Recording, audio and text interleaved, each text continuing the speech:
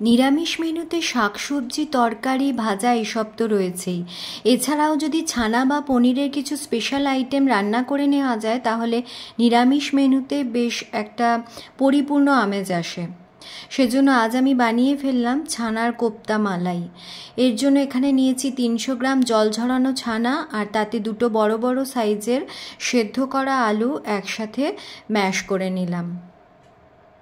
দুটো একসাথে ভালো করে ম্যাশ করা হয়ে গেলে এতে দিয়ে দিলাম 4 চামচ বেসন আর হাফ চামচ চিনি, আর দিলাম স্বাদ মতো লবণ।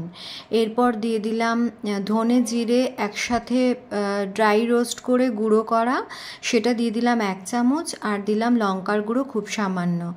লঙ্কার গুঁড়ো আর লবণ যে কোনো ভাজাভুজিতে খুব সামান্য পরিমাণে বুঝে সুঝে দেবেন, কারণ বেশি হয়ে গেলে আর কিছু করার থাকে না। এবার সব কিছু মশলার সাথে একসাথে ভালো করে মেখে নিলাম, যাতে মশলাগুলো সব কিছুর সাথে একসাথে মিশে যায়।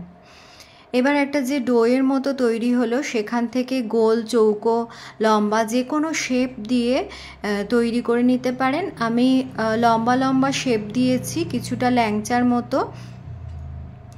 এইভাবে শেপ দিয়ে নিলাম, প্রত্যেকটা তৈরি হয়ে গেল, আর সেটা একটা আলাদা পাত্রে তুলে রাখলাম।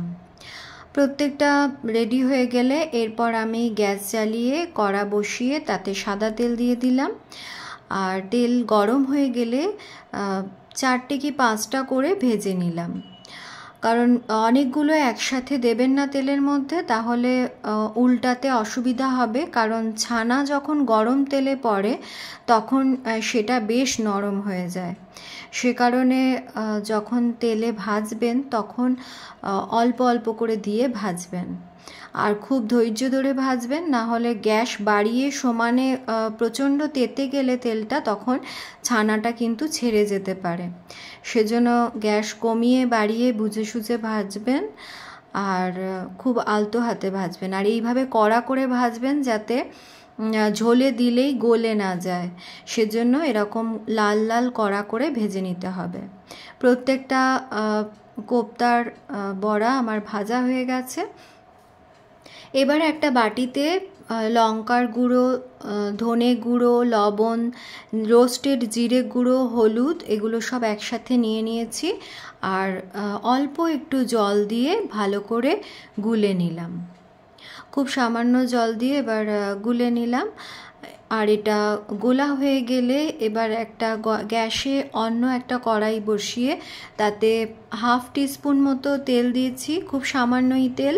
তাতে গোটা শুকনো লঙ্কা, গোটা তেজপাতা আর গোটা জিরে ফোড়ন দিয়ে দিলাম। ফোড়নটা বেশ গন্ধ উঠে এলে তাতে ওই লঙ্কার গুঁড়ো, হলুদ গুঁড়ো, ধনে গুঁড়ো, জিরে গুঁড়ো, লবণ একসাথে যে গুলে রেখেছিলাম সেটা দিয়ে হালকা করে কষিয়ে নিলাম।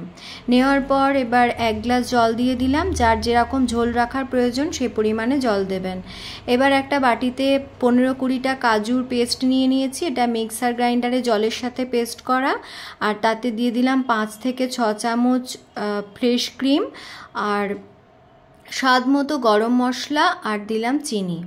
গরম মশলা সবসময় এমন দেবেন যাতে রান্নার গন্ধকে ছাপিয়ে না যায়। এবার ওই মশলাটা জলের সাথে যে মশলাটা দেওয়া হয়েছিল সেটা ফুটে গেলেই তাতে কাজু আর ফ্রেশ ক্রিমের যে মিশ্রণটা ছিল সেটা ঢেলে দিলাম।